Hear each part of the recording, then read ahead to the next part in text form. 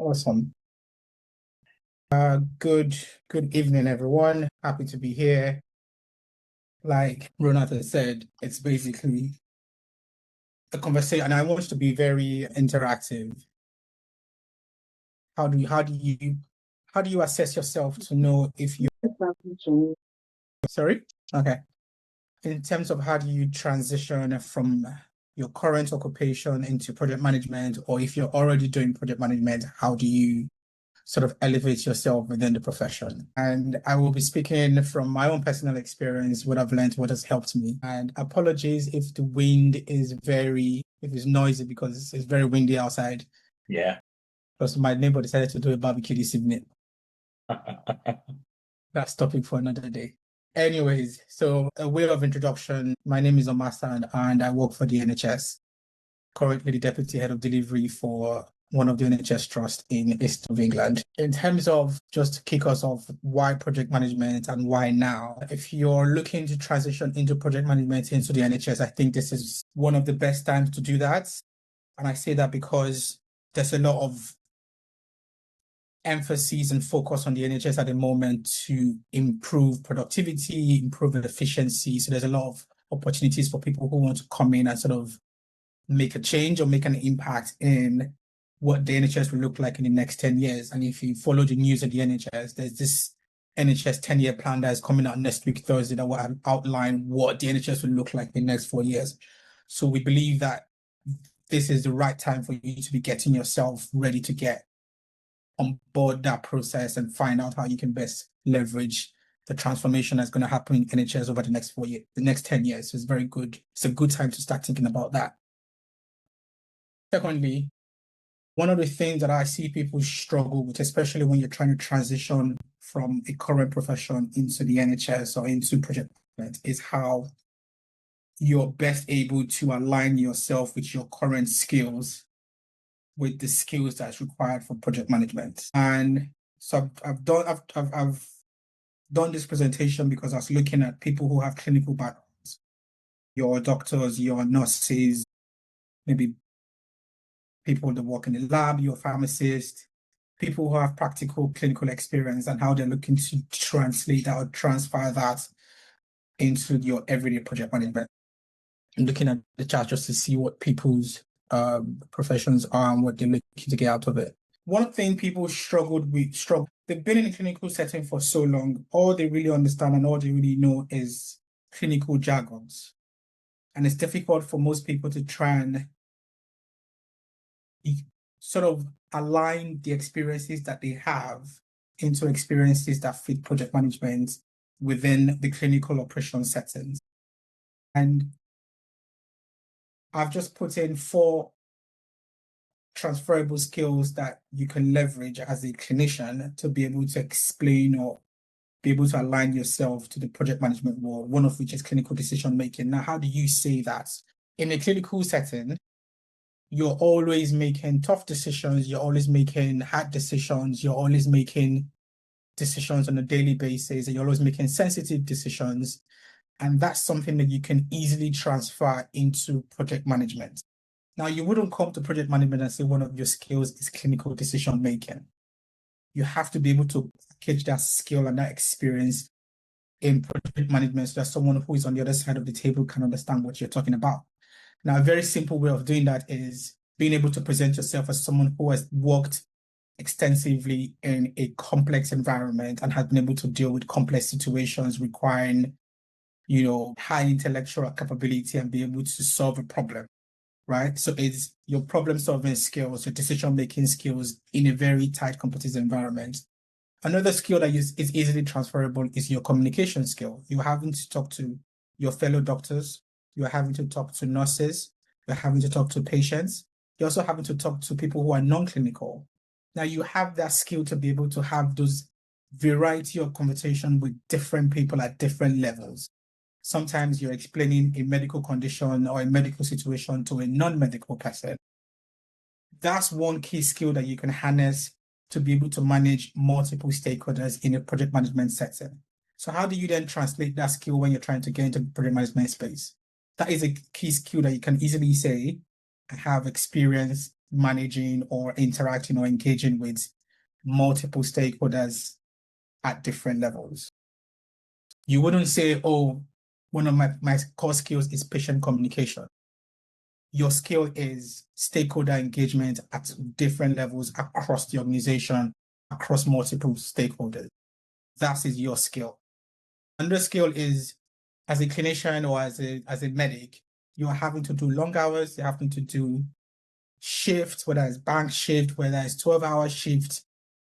Your ability to be flexible and adaptable to situation is a skill that you should be able to transfer into project management.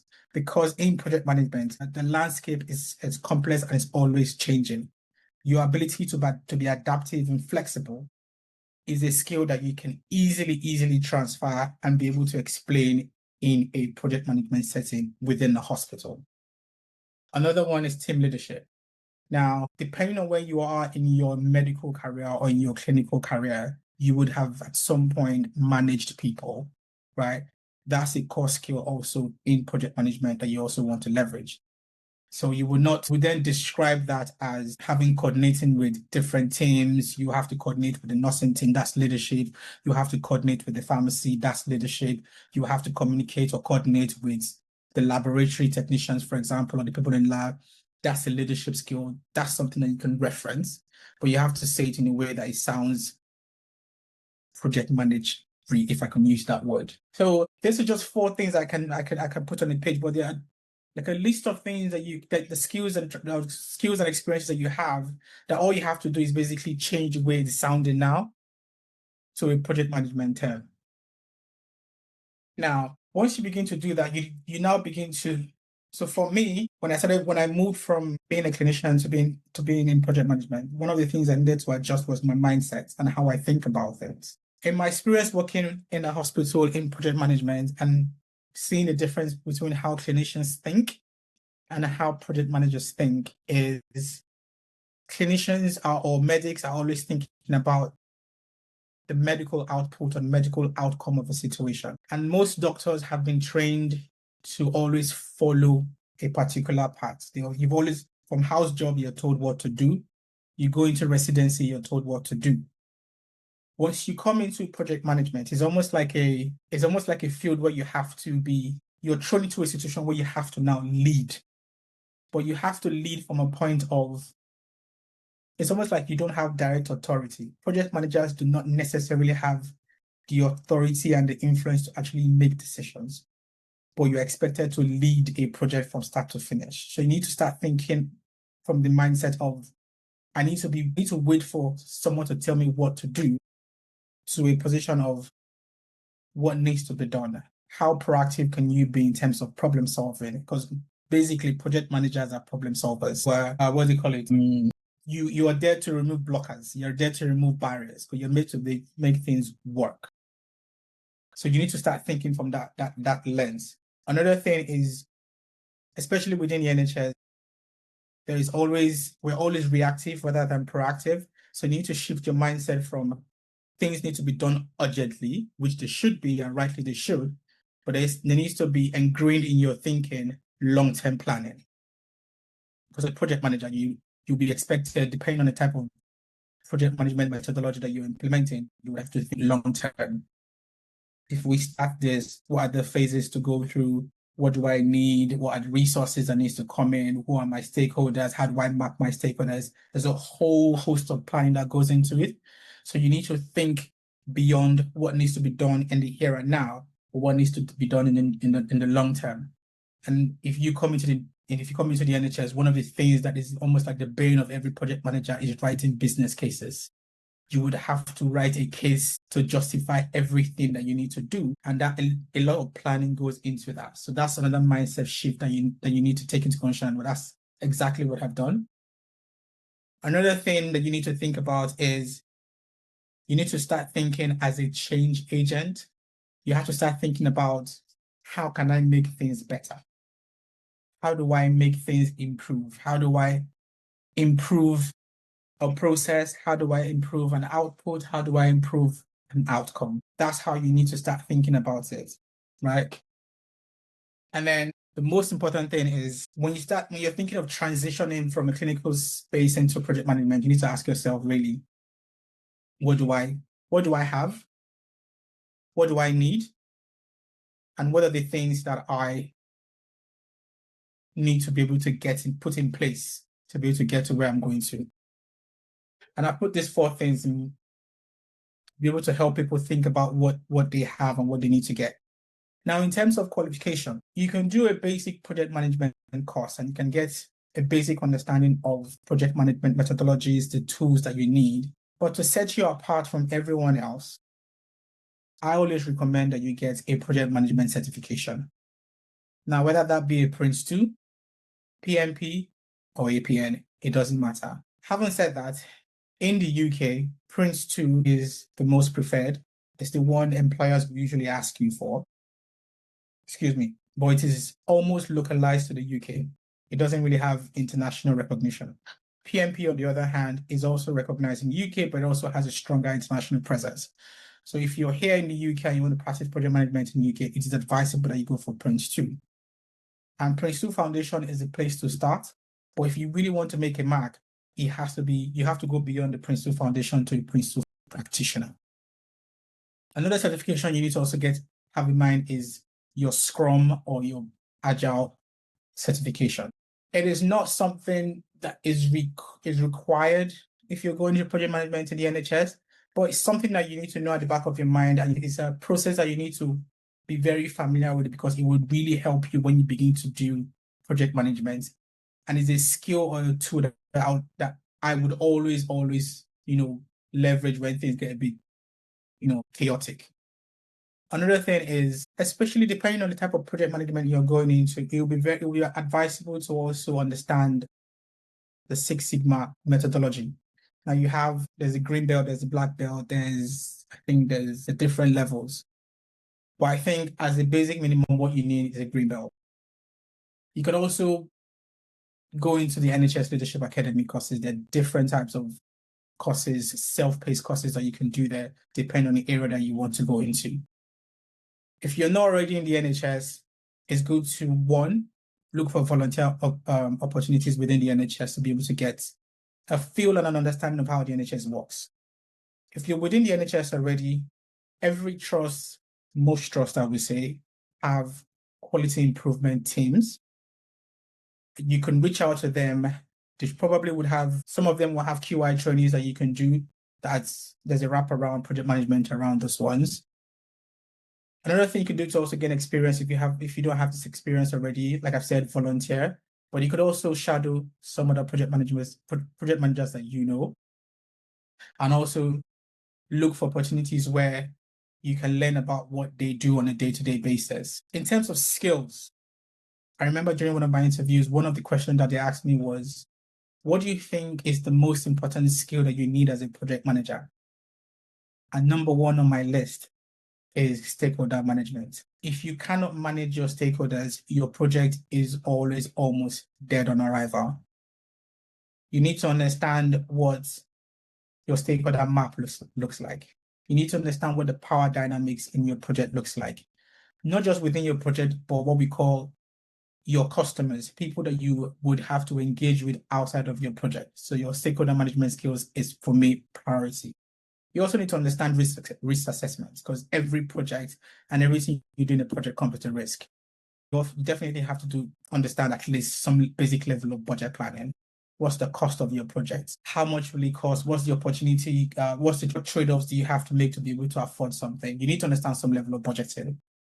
And then very closely tied to stakeholder management is change management. Most projects would ignore this. And for me, from my experience, is usually one of the things that make your projects fail. When you do not understand what changes need to happen, and not just in terms of the actual project, but in terms of the behavioral and cultural changes that need to happen for a project to succeed. So you definitely have to have a good understanding of change management, what the different models or frameworks for change management is or are. You need to also know them. Fourth on the list is digital tools. Now, for me, digital tools are not so important. Yes, you need to know them, but different people will use different tools, and most people will train you on the tools that they use when you eventually get in. But as a minimum, as a very minimum, you must be very good with Microsoft Excel and Microsoft PowerPoint. These two things are the bread and butter of project management. You will do slide deck for almost the rest of your life. You will use Excel almost every day for the rest of your life. I barely use Microsoft Word. Nobody types on Word. In short, sometimes I type in Word document and my line manager will say, yes, transfer this into a slide deck. And as project managers, you need to be very good, or at least those two, Excel and PowerPoint. Now you can go in and use Jira, you could go in and use Miro, you can go in and use Power BI or Tableau. Usually those tools are for people who are in the data side of things that will build your dashboard for you. But at your fingertips, I would always recommend Excel and PowerPoint. In terms of you've identified the skills you need, you have to an extent have the experience or relevant experience. The one thing that I see people struggle with is you're not applying for jobs. How do I tell my story in such a way that it is relevant to a hiring manager, especially within the NHS? How do I reframe the achievements that I've had in my clinical setting? How do I quantify the impacts that I've made? How do I show the examples of my leadership? Those are things that you have to consider. For me, what has helped me is documenting my achievements, writing it down, and having them at hand to be able to present or talk about when I go into the spaces. That's one. Two, how do you quantify your achievements and the things that you've done? And I always see people do these things during applications. And I see that because they've gotten advice from different people and they say, oh, you need to put numbers and percentages behind anything that you've achieved. And then you see people say things like, we achieved 10% productivity or 20% efficiency. And I will go back and I ask them, so how did you measure productivity? How did you measure efficiency? They can't tell you. You need to find a way to be able to quantify things in the way that the layman can understand. If you were doing something before and it took you 2 days to do it, and now it takes you 1 day, just put it in plain English. Improved processes that reduce something from 10 days to 5 days. Everybody can understand that. You don't need a special process to go and do a survey or anything to be able to find out what the impact was. So in your CV, your supporting information, write those things in a way that it is easily understandable by people. Now, so writing supporting information is a whole different topic entirely. When I mentor people and I coach people, I have hours and hours of session just looking at people's supporting information. That in itself is it takes a whole mastery. So that's something you really need to do, because you need to be able to tell your story, not in a clinical way or in your current setting, but in a way that the hiring manager needs to understand. And I always say these things, when you're writing supporting information or you're writing your CV, people write their CV in such a way that they dump all of their experiences on a CV. And then the hiring manager looks at your CV and they can see all of these skills and all of these experiences. But half the time, those skills and experiences are not relevant to the job that you've applied for. It's just a salad of experience.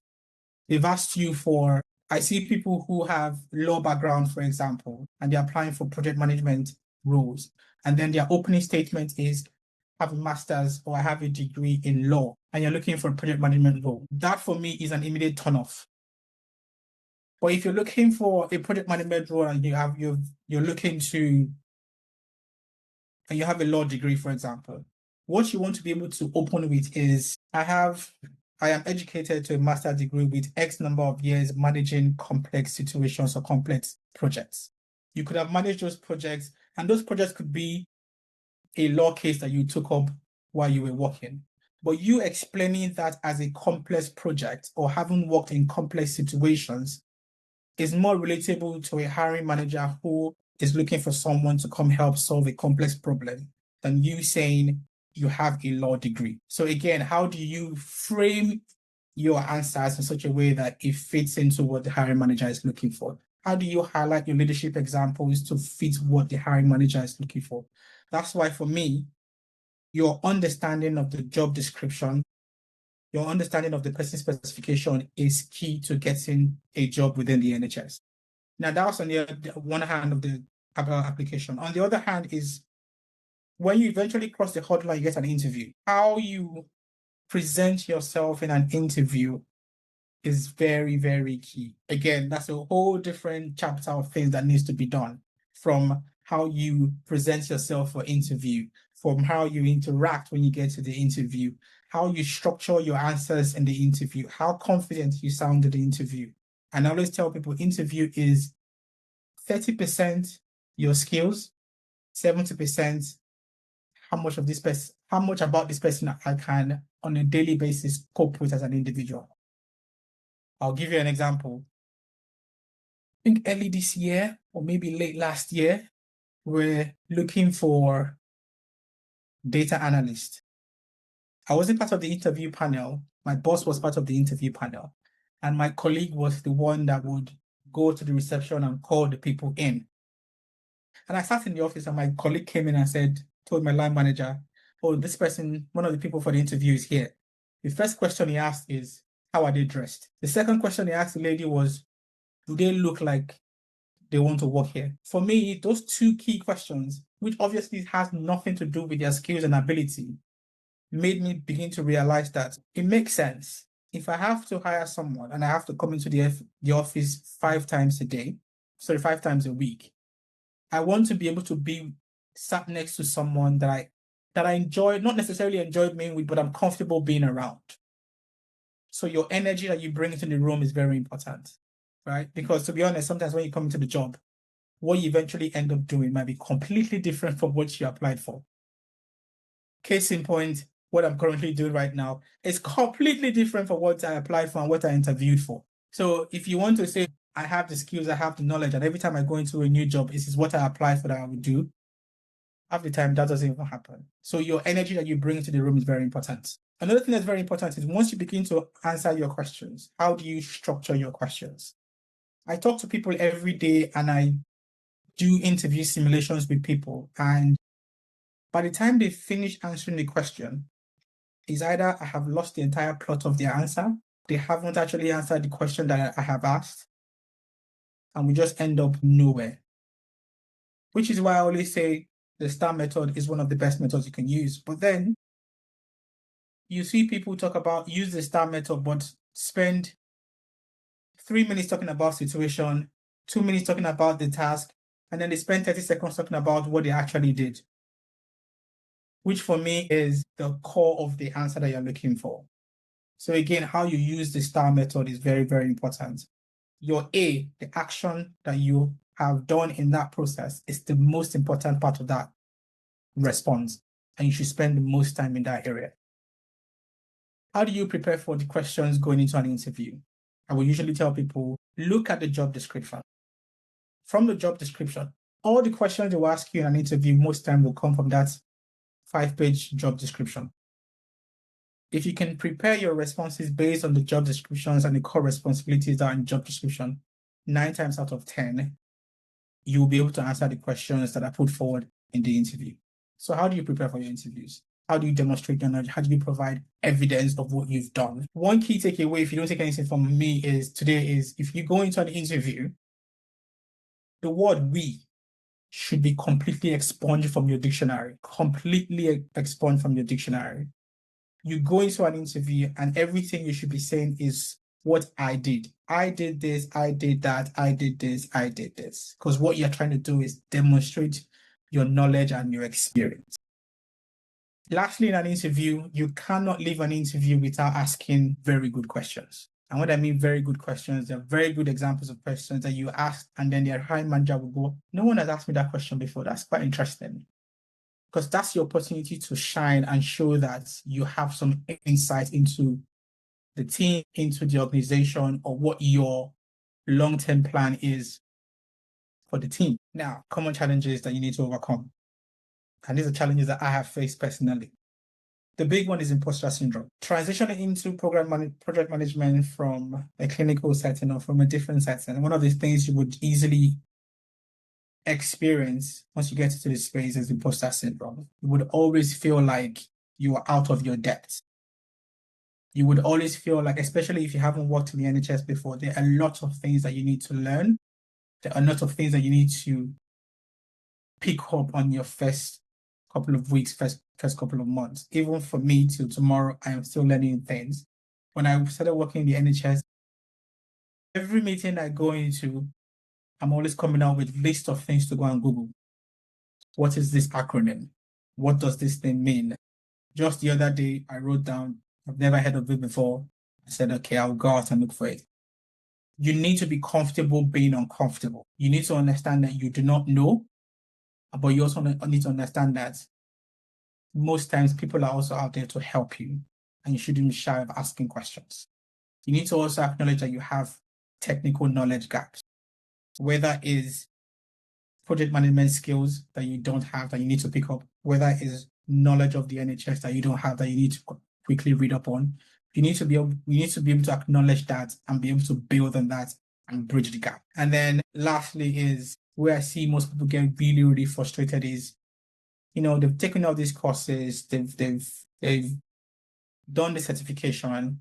How do I break in? And sometimes it's not as easy when you say these things like, oh, once you do the certification, just come and apply for project management, right? I have spoken to loads of people who are either in one bootcamp or the other. They've done project management training. They've said they've done internship, and now they're applying for jobs and they're wondering, why can't I get this job?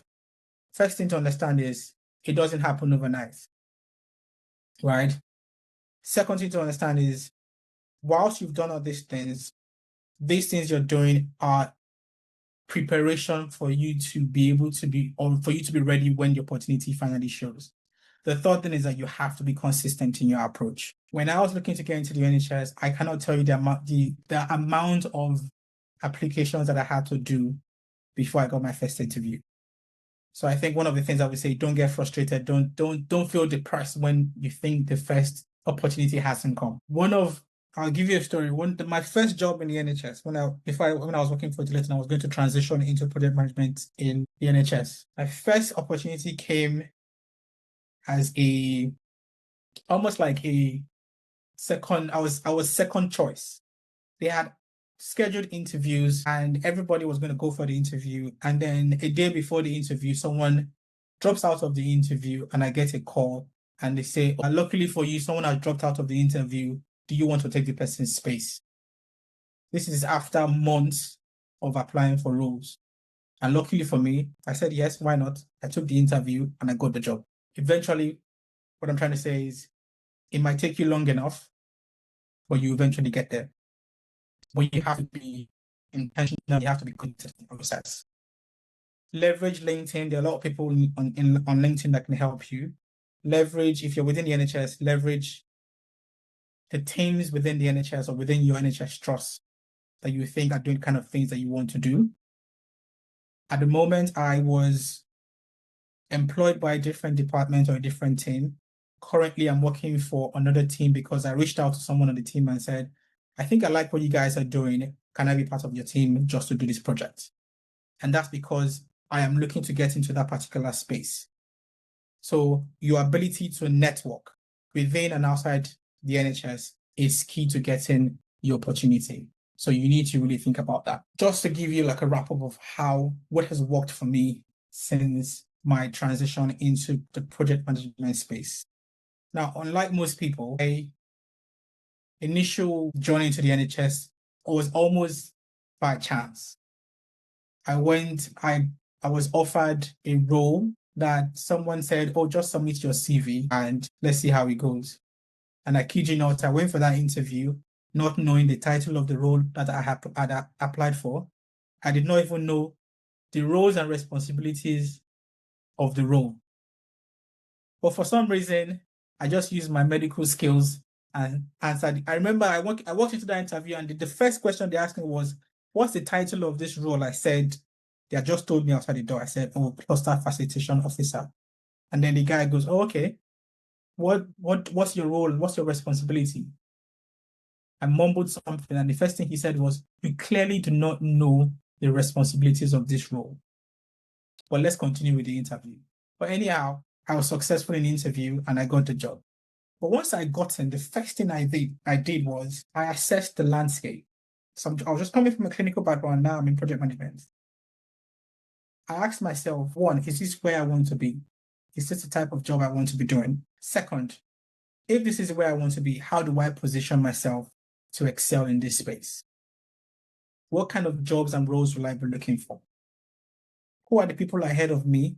And what do they have in terms of skills, qualification, and knowledge that I need to pick up on? That informed my first decision to do a master's in public health because I realized that every one of my bosses had a master's in public health. So immediately I thought to myself, to be able to stand out in this pack, I need to have a master's in public health. That's one. So you need to assess your environment and ask yourself, what's happening? How do I position myself?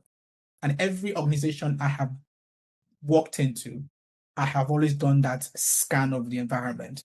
Who is what, who makes the decision, what do they have, how can I get it?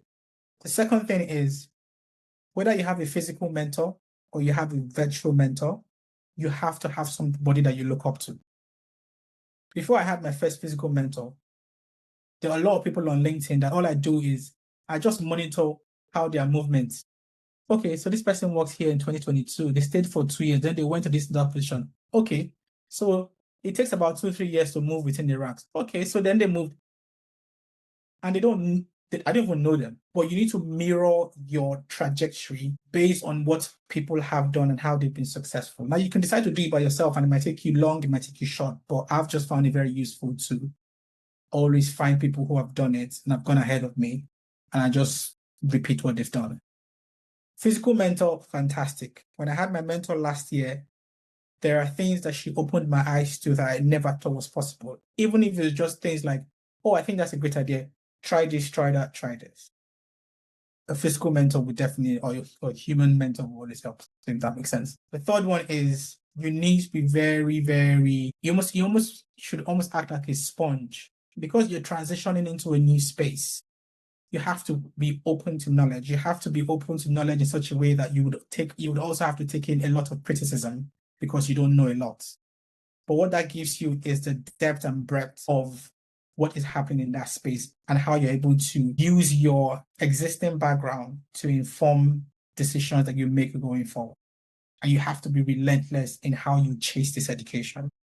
It is no surprise that not only do I have a medical degree, I've gone on to have 3 master's degree.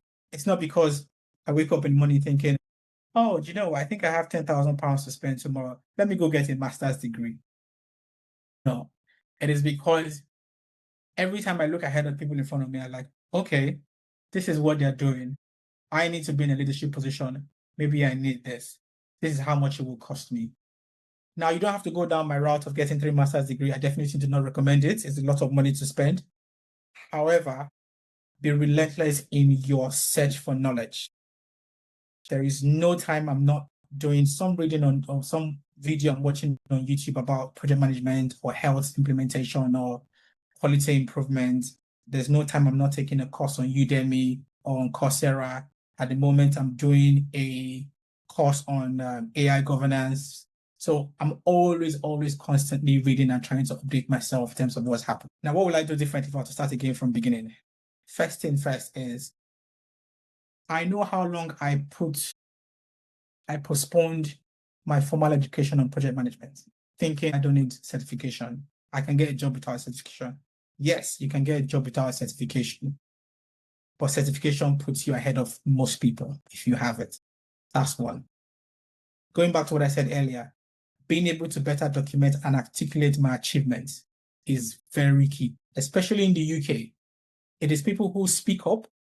It is people who are better able to articulate what they've done and be able to evidence it are people that get the promotions and the promotion and the step up.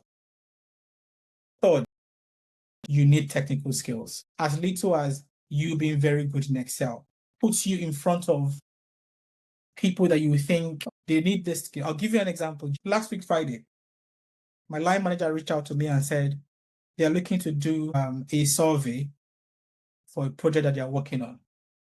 Somebody had told him that, and he said, no, don't worry, I have somebody who can do it. And that's because I've done a survey for them before. And it's as simple as using Google Form. When I came into that team, most people could not use Google Form. They were going to outsource this to somebody and pay money to do a form, to do a survey. And I said, why would you have to do that? So having saved my team the money to go and pay someone to do a survey just by using Google Form, I have become the go-to guy when it comes to developing a survey. I did that survey and then just put a picture of my trust behind the survey to make it look good, aesthetically pleasing to the eye. And that's how I became known as a survey guy. So you definitely need some sort of technical skills.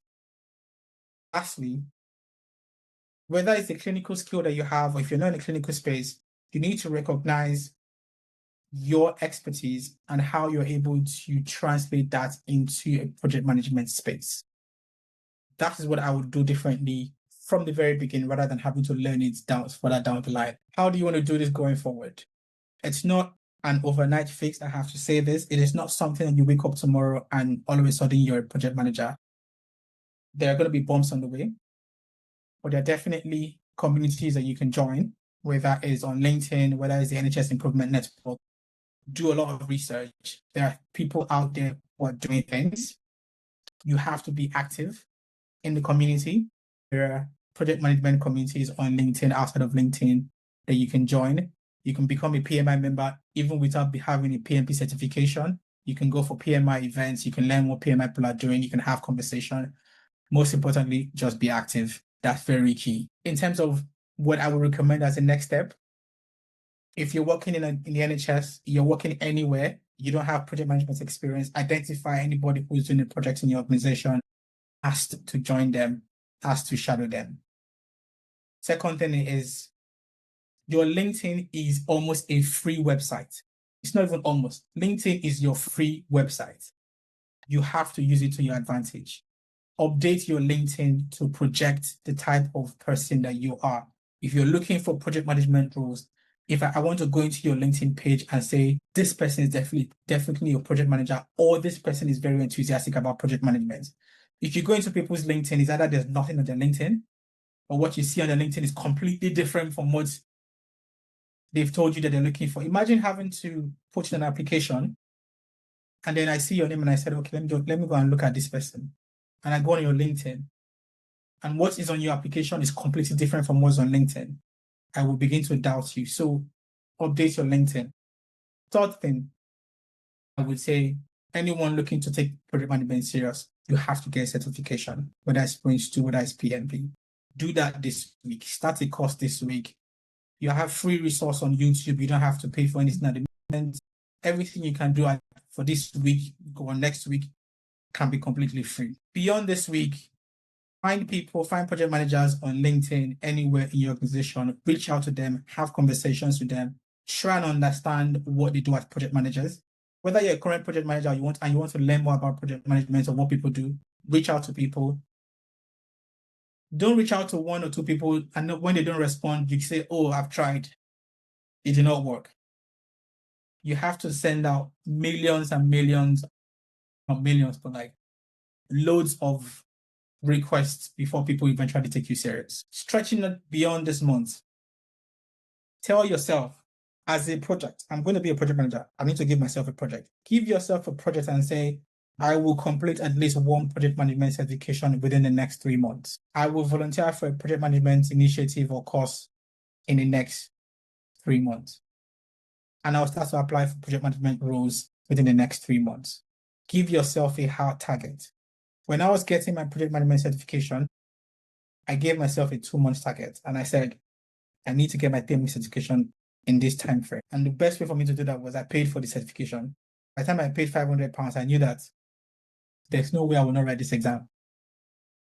And I've done that again. I've paid for my AI governance professional certification that I know that I have to now read for it and get it in the next 2 or 3 months. So give yourself a project and commit to it. That's one thing I would say.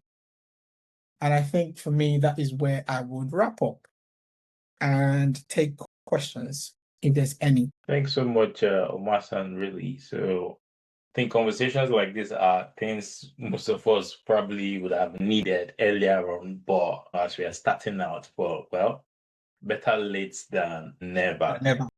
Yeah, I don't know if anybody has any questions to ask before we look at the ones in the chat. You can just unmute yourself and ask your question if that's all right. Anyone? Okay, while we wait for people to. Okay, go ahead.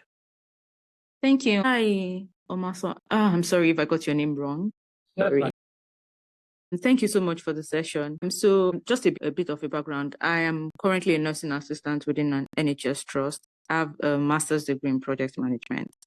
And I've tried to do a bit of some of the things that you've, highlighted. And I feel like, okay, I think I'm doing the right things, but I'm still not getting I'm not getting any response anyways.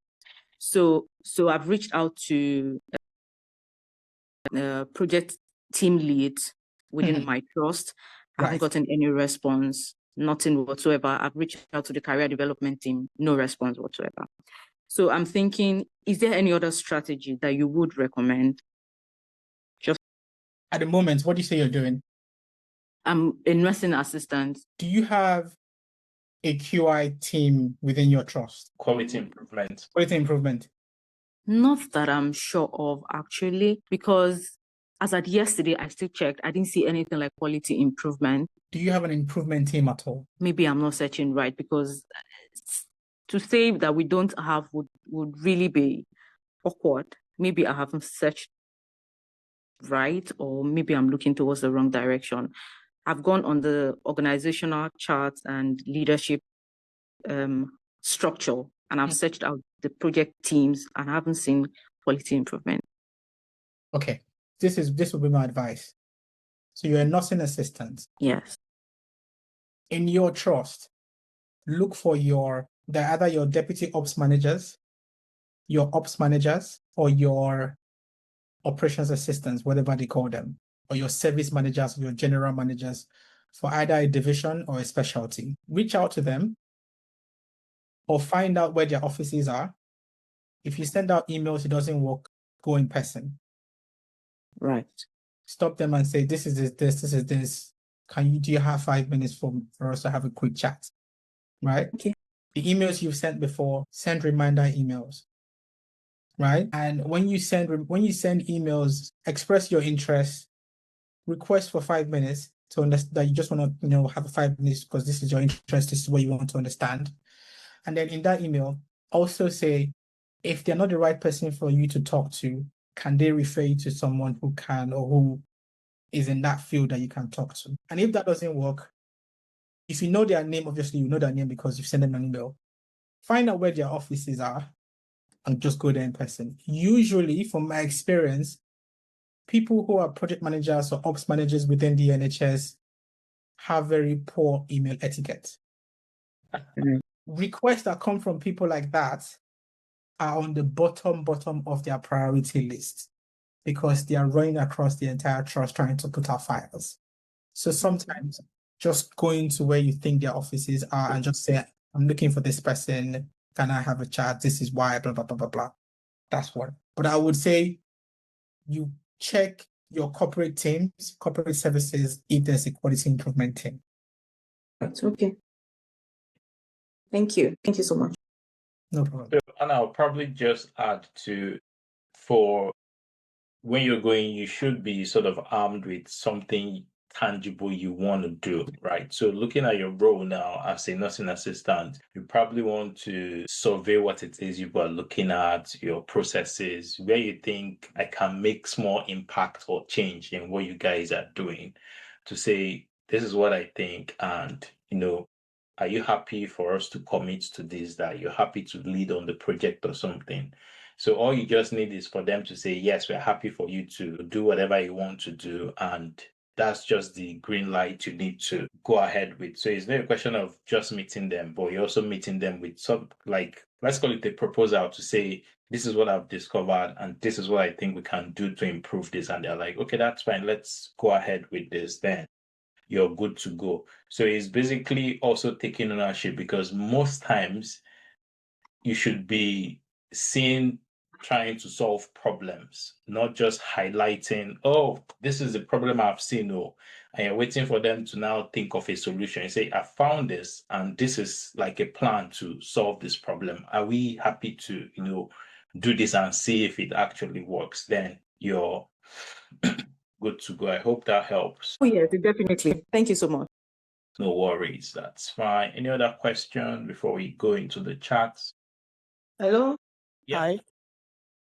Go ahead.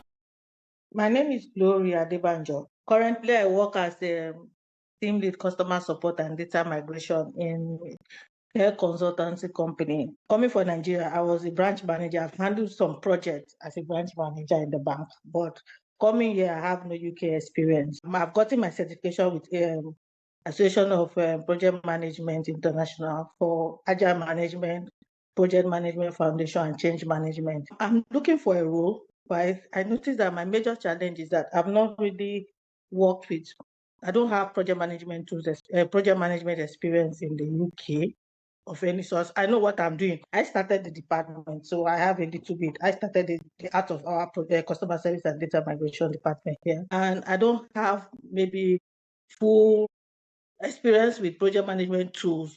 I know I can work with methodologies. Once given the opportunity, I can do very well. How do I navigate my transition? It's been very hard because once I apply, I always get rejection of not having much experience here in the UK.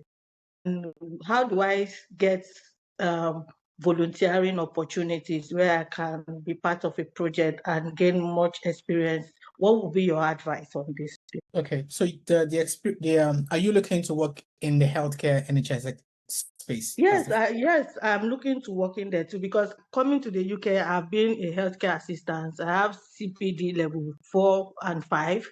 I've worked as a care support worker before, and before working at the back office, because what we actually do now where I work is we help digitalizing care homes. Those are doing manual, we move them from manual to digital, PCS, log market, care bin. We just move them and we provide tech support for those companies, after hours tech support for those companies. Okay, so did you just say you don't have a UK project manager experience? I have a little because where I'm working on projects of digitalizing care homes and working on them. But using tools like Jira, Trello, I've not really used it. We just now that one of the companies that we are doing out of our customer service for, we are using Jira to log in all the issues that we have and following up for resolution. This is my first experience with using Jira, but I'm trying to see how I can work on the other life project aside what I do to gain more experience. Okay, so just to answer the last thing that you just mentioned, less emphasis on tools, more emphasis on your experience and being able to frame your experience in such a way that it is relevant to the job. You will not go into any interview and someone will ask you to use Jira, Myra, or any other project management tool, even MS Project, right? So less of what you think you know of tools, because everywhere you go, they will use different tools. Nobody expects you to know all of the tools. What you need to be able to demonstrate in your application is how well you can evidence your experience in such a way that it aligns with what they are looking for. I bet that if I go through your supporting information, I will see words like the bank you worked in Nigeria. I will see mentions of what you've done in Nigeria. Am I correct? Yes. So imagine I am a UK hiring manager. And just from reading your application, most of your experiences are from Nigeria. The other application I'm looking at, all of their experience seem to be from the UK. If you're the hiring manager, if they put those two CVs in front of you, or those two supporting information, who do you think you will go for? The ones that have a UK experience. So why do you keep putting Nigeria in your supporting information? That's my question. Not that I put it at the top of my experience. I use my UK experience mostly, but I also add the Nigeria experience because I actually did project when I was in Nigeria. Yeah, but do you state the country where that project was done? And do you state the sector where that project was done? Yes, I do. So again, goes back to my initial slide of the language you use when you're speaking to people, whether it's project management, whether it's in the health sector, you need to speak the language that they understand, right? So if you've done a project in a bank that required you to do So let's use your IT project, for example. Let's assume that project was done in the bank. There's nothing that requires you to say, as a project manager, I have handled a project of digital transformation or digital transaction or whatever in the banking sector. The fact that you just mentioned the banking sector has thrown anybody off. Okay. Right? But what I would say is, I have managed a digital project in a fast-paced, high-intensity environment. Okay. A highly competitive, high-paced environment could be the healthcare system that you're applying for, which is true. Okay. So there's a way you have to frame your wordings in such a way that anybody who's looking at it would think that you have the experience in the area that they're looking for. Yeah. How do you use if you've been working on, let's say you've been doing audits, for example, right? You've worked in the bank and you've been doing audits. How would you explain audit in a clinical setting that people would understand? Let's say you've been doing, financial audit, for example. What does financial audit mean? You're basically trying to ever know what financial audit is in the banking sector. My father used to be an auditor. Let me use audits the way we use it in the health system. You're taking a sample of something and you're trying to look at it if it complies with something, right? Yeah. So instead of saying you've done audit in the bank, why don't you just say you've done compliance testing or compliance analysis, to look for best practice or something? Irregularities. Irregularities. You understand? You try to, improve a process. So you did an audit of your, use the words in the job description and describe what you've done. So that when people look at your supporting information, the first thing what they want to say is this person is a good fit for my organization. Not the person is a good fit, but they will be a good fit if they were working in a bank. Because it's one thing to have all the experiences in a different sector and you feel like you were made for that sector. But there's also another thing to have all of the experience, but you portray it as if it is for the sector that you're applying to, if that makes sense. So Yes. the second question is, how can you get volunteer experience? The easiest answer for that is, if you have any NHS trust in your locality, or if you can reach the nearest NHS trust, walk into there and ask where their volunteering services are. And just tell them you want to volunteer. Okay. Free. You don't have to, I don't know if they do any application to volunteer, but they'll tell you which areas that they have. And then go in there. And I always tell people, when you go into volunteer, it's not because you really enjoy volunteering and you don't really want to help the health service. You're going there because you need it as an inroad for you to understand how the health system works. You're going there to be able to understand what the processes are, what the outputs are, what people are doing. So you're going there to have conversations with people who are doing the doing. So let's say you go there and the post that they have for you is for you to stand down in front of the reception, to be directing people to, that is clinic, that is the ward, that is theater, right? That's your primary responsibility. But while you're there, you need to be finding out who are the key people in service operation, who are the people in ops manager that I can be talking to and build a relationship with to be able to understand how the hospital works. Then I can now use that experience to be able to build myself. So that when I sit down in front of somebody and they ask me, what's your experience working in service improvement? You might not have the direct experience, but you know all the knowledge of how service improvement works or how a service is redesigned because you've been having this conversation because you've been in that environment. So you're almost like you're going there as a Trojan horse, but you have a separate assignment. So you have to be strategically positioned within that space to be able to soak as much as you can the information that you need and will help you. So it's not just going in there and volunteering. It has to be for a purpose. Okay, thank you. Yeah. So I'll probably just chip in, Glory. If I got you right, that you're doing some sort of digital support work in the care home where you work. Is that right? No, it's not a care home. We're a care consultancy company. We help Okay. care homes digitalize their system from manual to digital. Having digital record, yes. That's fine. So I'll probably say that is enough experience, really, if you actually sit down and look at what you're doing, really. And I'll probably say for your future applications, you should look at how to sort of put put that on the top of your list experience-wise. Then before your banking, whatever experience comes in, because that's enough. If you sit down, look at your end-to-end process, stakeholder management, issues, risk, you'll probably be doing all of that currently now in what you're doing. So I think it's just sitting down to look at that very critically, then, aligning it as required, if that makes sense. Yes, it does. Thank you. All right. Honorable, I think I saw your hand up first, so you can unmute and go ahead. Yeah, thank you very much. Well, my question is how to move from project coordinator to project manager. So I do have banking experience, but I migrated a few years back from banking to project management support within the NHS. About 2 years plus now, I worked within the NHS. I was graced to, in the NHS I work with, for them to pay for my Prince 2. So I did my Prince 2 and passed it. And then at the moment, I'm just looking forward to upgrades in the sense that I want to move to project management or project manager. But when I look at the job spec, it's just uncomfortable.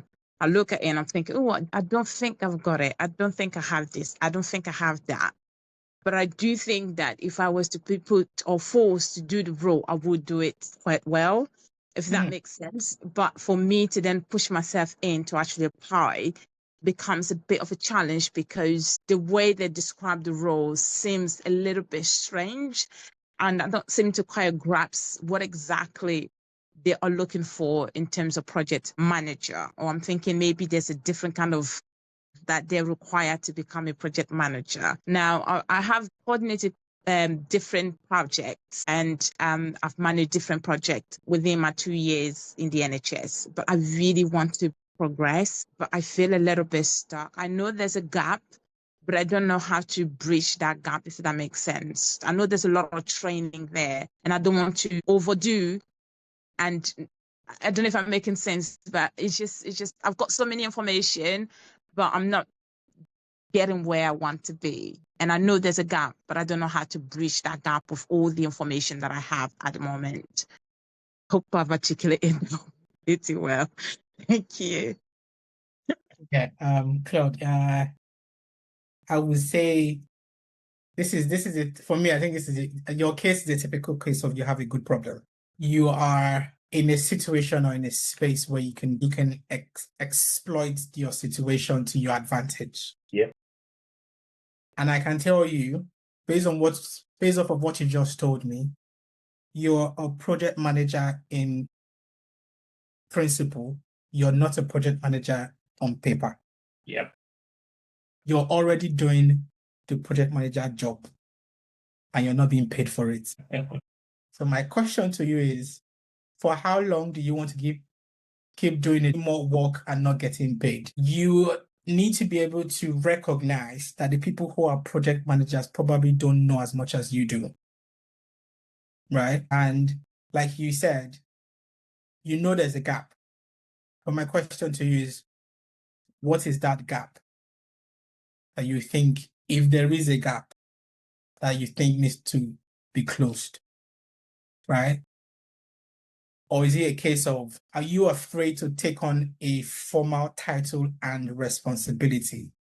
Because being a project manager, you're no longer taking the actions or being told what to do. Even if you do it, the responsibility, if it goes wrong, doesn't necessarily fall on you. Do you think you're afraid to get to the next level where it becomes you being held liable if something goes wrong? And now that's a different conversation. But I think 2 years is enough for you to, like my mentor told me, once you get on the job, 1 year is to learn how to do the job. The next year is to learn how to apply what you've learned. By the end of the 2 years, you should be getting out of that post. So I think you've gotten to the point where you've, like you said, you're already doing the job. You need to just step up and now basically get paid for the job that you're doing is what I was saying. I don't know if that answers the question.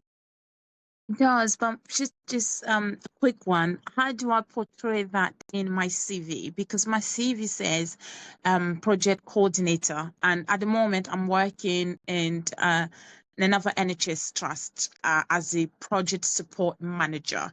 So I'm auditing and different processes and as a project support manager. And I'm quite, it's a new role and it's a new experience, but I'm quite fast in learning, and they have acknowledged I'm really fast in that area, even though I've not done it. And it's not project management per se, because we're doing a bit more, or I'm doing a little bit more of auditing of the process that they're doing with critical care and for young children. Now, but it's portraying that in my CV and talking as a project manager, right? So I feel like if I put it as a project manager, to a degree, I'm lying, and I don't want to lie. And I'm thinking, what happens if I get there and then I don't have the role? Not that I don't have the role, I don't have the skills that they expect me to have. And I have all of this million questions that I'm asking myself, and I'm thinking maybe I need to learn a little bit more, and maybe I need to do a little bit more. And I just passed my lean organization course recently, but I'm doing so many things. I'm like, how do I put all of this thing together and project myself out there as someone who has the skills? I think you mentioned it earlier. I think that's the gap. That's the confidence that I'm to a degree lacking, if that makes sense. Yeah. I'll probably ask you a question. Sorry, Omasan, just sorry to. Yeah. So my question is, first of all, are you reporting to a project manager at the moment? Well, it's funny because I'm not really reporting to a project manager. Mm-hmm. I'm working with the project leads, and then let's replace project manager with project lead now. You're reporting to a project lead, right? Yeah. If for any reason now project lead goes off, maybe on sick leave or emergency, whatever, and people are now looking up to you for decisions. Onova, we need to do this. What do you advise? Onova, this is wrong. What do we go from here? Do you think you'll be able to give them the clarity and direction they need? Honestly, yes, because I'm doing the auditing of the process. So it gave me a massive understanding of how everything works. So I would think so. You've answered the question, really. So my own is, how badly do you want this now? So I'll probably give you an example from my own background, right? So initially, I used to work as a business analyst, right?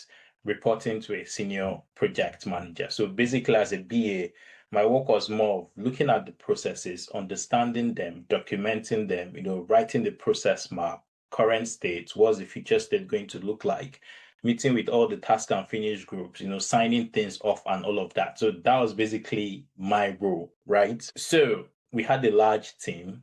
So I was the next after the senior project manager. Then, like Omasan said, you take time to learn, understand all the processes, what's happening, who do you need to talk to, where do decisions go to, the whole stakeholder map, who do I need to talk to just get things done and all of that, which I basically absorbed like in the background. Then one day, suddenly, senior project manager off on sick leave.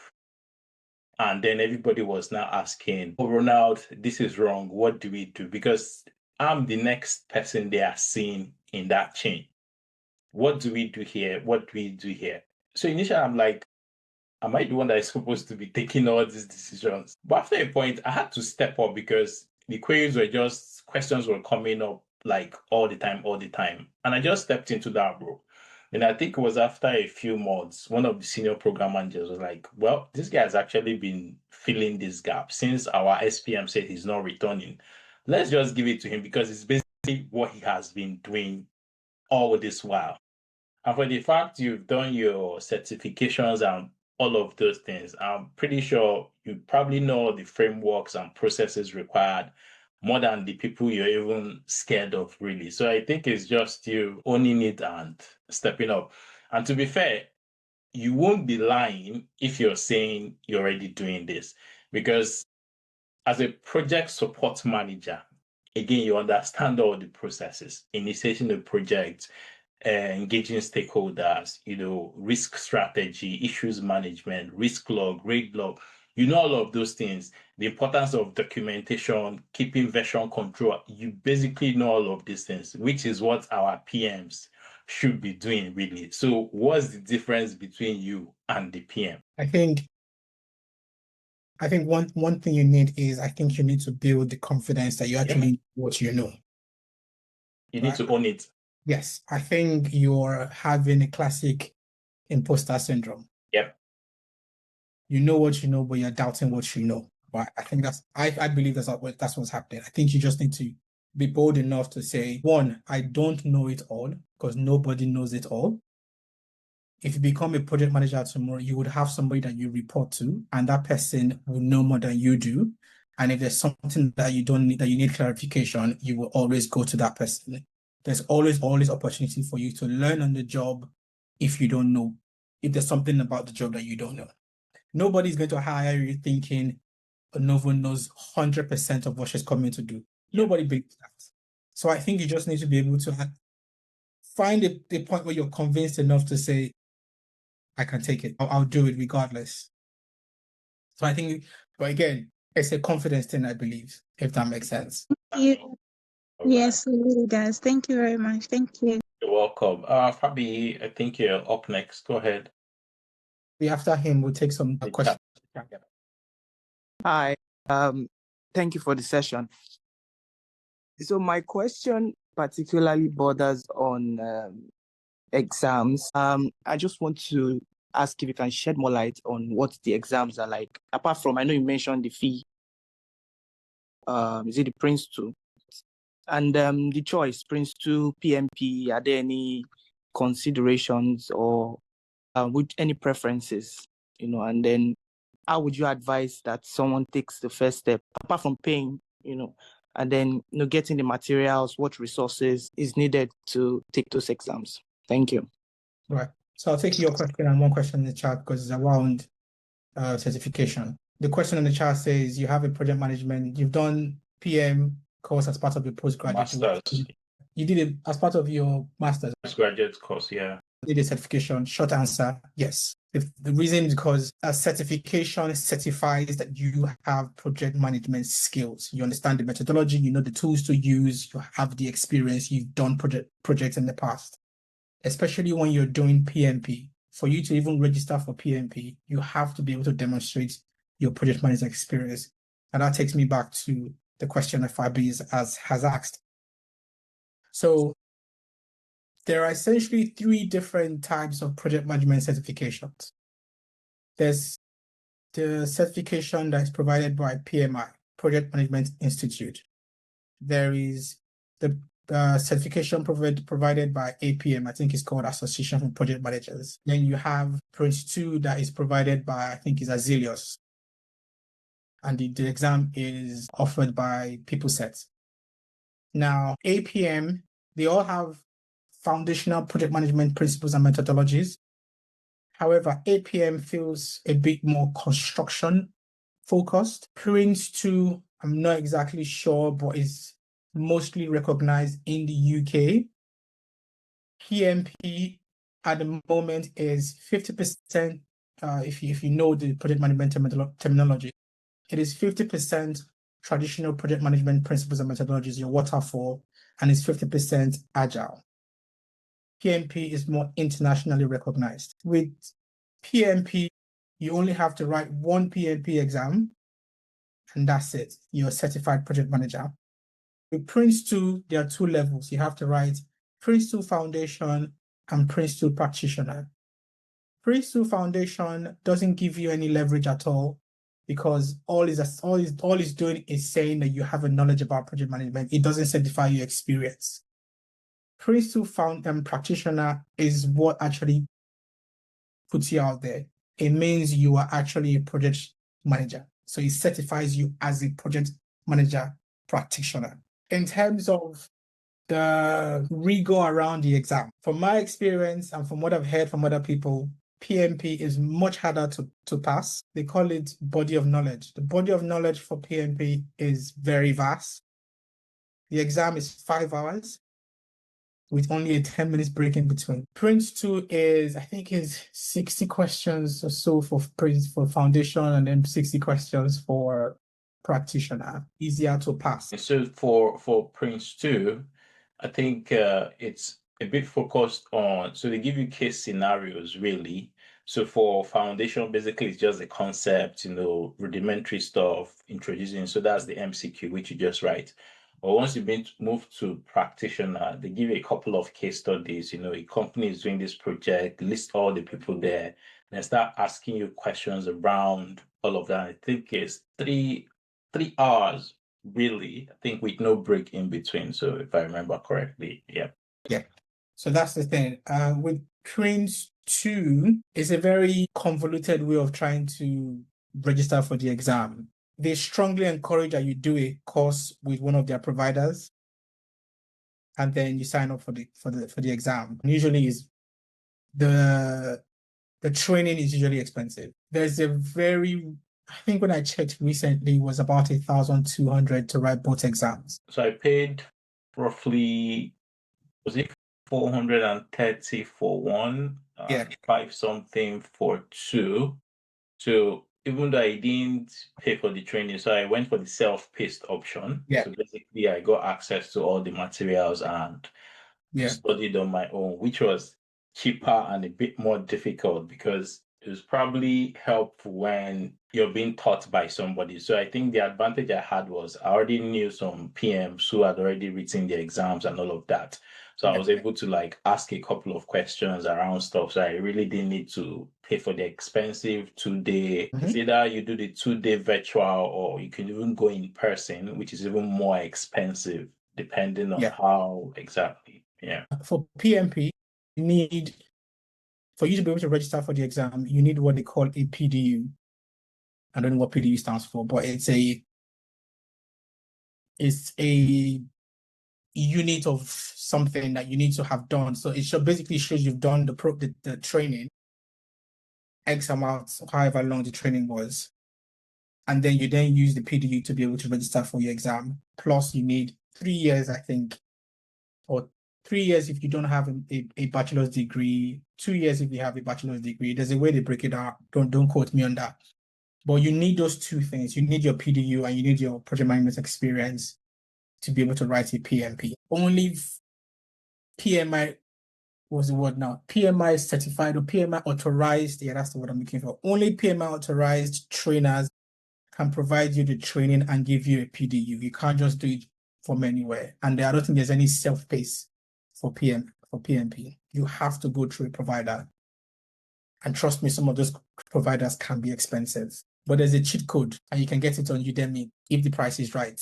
And you can bypass those. Because I initially paid almost 1,500 or almost 2,000 for my first PMP course. So that's the layout. If you don't have any plans of working outside the UK, please just go for Prince 2. It's more straightforward. If you have plans of working in the US and Canada, my advice would be PMP. So that's the breakdown. All right, thank you. Thank you. So I hope that answers your question, Fabi. Yes, it does. Thank you.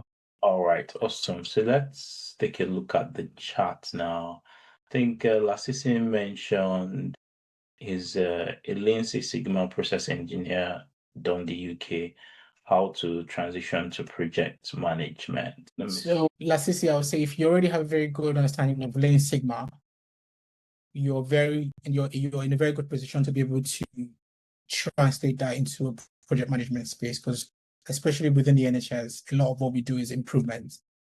There are a lot of improvements happening within the NHS. You should ideally be able to easily reference your experience from Lean Sigma processes in an engineering space within the NHS, whether it is IT projects or whether it is clinical operations projects, or even capital projects. But you just have to be able to use the right words to be able to address the right challenges. Yeah, Lasisi, I hope that answers your question. Yes, thank you. All right, I think the next one is on novel. So we've actually tackled that one. And Gloria Debanjo, we've talked about that one. They'll probably chip in on the tools part, really. So if you're really very keen on understanding some of those tools, I think you can practice on your own, because that's something I sort of do on my own. Recently, I started looking at Zoho projects, because Zoho project actually have their own project management tool, sort of. at the core of these tools are actually the same thing, really. It's just different UIs, different layouts, really. So once you understand one, you can easily manage your way around. My last project in the NHS, interestingly, my trust got this monday.com. They signed up for that. So I had to play around. So it was easy because I knew how Trello sort of worked, really. So I think just pick one, understand the basics. Then once you start any other one, it's easy to sort of navigate that, really. I hope that helps. Then I think Brenda is saying monitoring, she's a monitoring and evaluation specialist to get more information to support my journey to a PM, health tech, digital health role. I think probably most of the conversation should have covered that, unless there's something else, Brenda, you want to ask that we haven't sort of covered, if you're still on the call. Then Anne is saying, I'm looking to apply project management techniques in my job role and also explore project management opportunities in healthcare.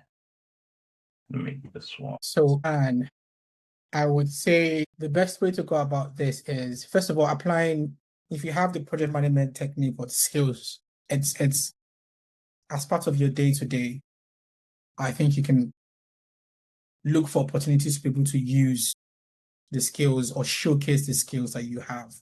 Look for things that, one thing I've learned from working in the NHS for however number of years I've worked is, look for a problem that your line manager has that you can solve. For me, it's the first way to go.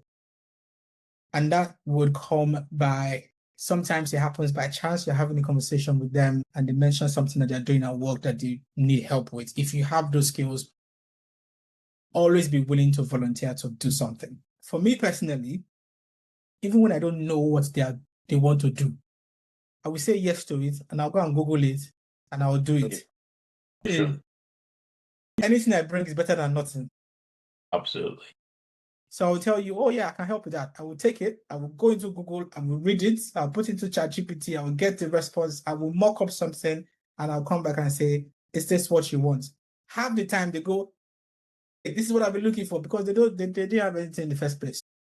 Look for those opportunities. Second thing is, if you're looking to explore project management opportunities within healthcare, I think it's something that you have to be very intentional about. First of all, look internally. What's happening within your trust? What internal roles are going to be available? What internal roles are coming up? Identify your improvement and transformation team. Those are usually the people who are doing most of the internal projects. If you're looking for project management within the IT team, look for your IT department and begin to have those conversations with people in IT. That's where you should start from, right? The second thing is, begin to look beyond your trust. You're already in the NHS. You already are a senior information analyst. As a senior information analyst, what pieces of work or programs of work have you been working on that you have an idea of, that you can take that experience into the 3 buckets in the NHS that I feel you will most likely be able to use your skill and experience is, what are people doing around UEC, urgent and emergency care programs? What are people doing in outpatient programs? What are people doing in theaters program? Those 3 areas would always have people who have analytical skills, problem-solving skills, management and organizational skills, right? If you have done any sort of analysis, data analysis, if you worked with looking at targets, processes, outputs, your NHS national targets, if you have any experience in those areas and you think you can provide value in any of those 3 places, begin to look for opportunities within those places and knocking on doors to see how you can get this opportunity. Because for me, those are the big areas where you always have people looking for project managers or people to assist in things. And it might not be, the roles will not come as project managers. It might come as improvement advisors. It might come as transformation managers. It might come as program managers. So don't just be looking for project managers. Look for anything that cuts across all of these places, and they're looking for people to come and step in. It could be. So there's difference between your typical service managers those ones know the ins and outs of a particular service. You might not have that skill set, but you might have improvement skill set, you might have project management skill sets, but don't restrict yourself to that term project manager. Does that? So Thank chip in you. a bit. So if you can do Prince 2 Foundation, it will be very, very helpful for you. So that sort of gives you an idea what are the concepts that we are talking about when it comes to projects, really. Concepts around risk management, issues management, around stakeholder mapping. So even in your day-to-day work, for example, now you're working as information analyst, right? Senior information analyst, right? I know your day-to-day, you're facing issues regularly.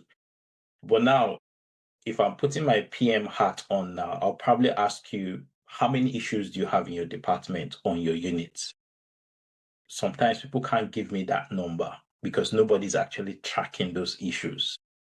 So I'll probably say in the past 1 year, how many issues have you had? How many have you resolved? How many is still open and all of that? Additionally, people don't track this kind of whatever. I'm probably asking your work now, there are probably risks that you people face trying to do your job, dependencies and all of that. Do you have an idea of what those things are? Nobody tracks all of those things. So if in your day-to-day work now, you understand these concepts and you now say, okay, we need to start tracking the issues we are facing every day. You have a dashboard saying, oh, we have 50 risk. Cool. This one is high, this is medium, this is low. Then that is you putting your PM hat in your day-to-day workflow. Then the other things that the Omasan mentioned then can come into play. Then you find yourself basically doing a PM role, if that makes sense. Thank you very much. Okay, let me see. I think Michael says he's presently doing Band 3 support work in the NHS, hoping to sort out his GMC. What opportunities can I access pending? He's looking at the PM role in the nearest future, opportunities that I can access in the NHS that will make sense in time to come. Do you want to come off the mic and explain the type of opportunities that you were talking about?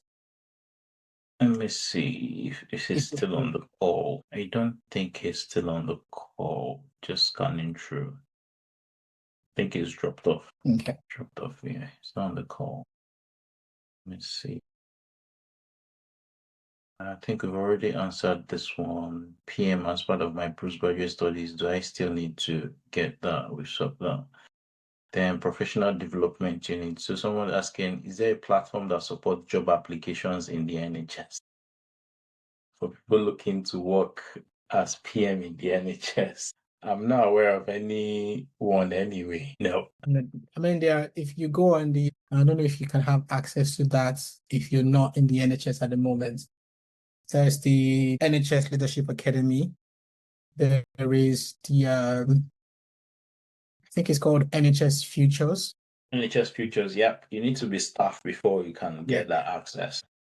So yeah, you have to be in the NHS to have access to those platforms. Let me see if there's any other. I don't think there's any other question in the chat here. I don't know if anybody's got any question. I think we've overrun our time anyway, but yeah, that's fine. Any other question before we sort of wrap up? You can raise your hands.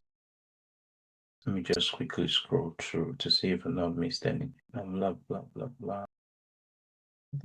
Yeah, I'm happy to, if you want to reach out to me on LinkedIn, happy to help if I can. Transitioning from one career path to another is not something that happens overnight. It's something that requires a certain level of commitment and dedication to a particular process and to a particular strategy.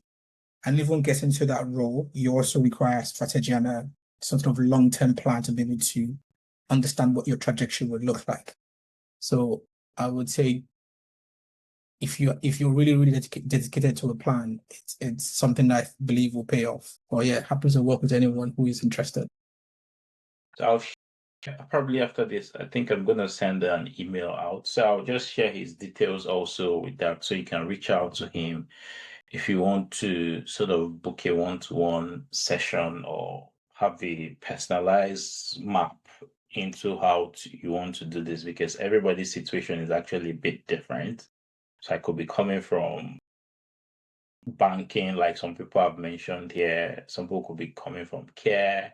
I could be coming from core clinical medicine. I could be coming as a data analyst. Different roles require different approaches. Absolutely. So I think that's it for today. So thank you everybody for attending, and hopefully we will do this again next month with another career path for people who might be interested in other things. So hopefully by first week of next month, I should put that out, what we are doing, probably around data analysis or clinical safety. I'm not sure, but we'll put that out for you guys to sign up also, so that I'll just keep exploring all this pathway. So with that, I think we'll wrap up for today. And I think the recording will also be available. I'll share the link for you guys to sort of come back to watch it for if you've missed anything or something that caught your attention. Then the slide deck, Omasan, just to check, can we also share that with people? Absolutely. So I'll just part of the email pack that I'm sending out after this. So with that, we wrap up for today. And thank you so much, Omasan, for anchoring this session. I know it's free. Thank We're you. just Thank you for taking having me. 2 hours of your precious time, but yeah. All right. Thanks, everybody. Thank you. Bye.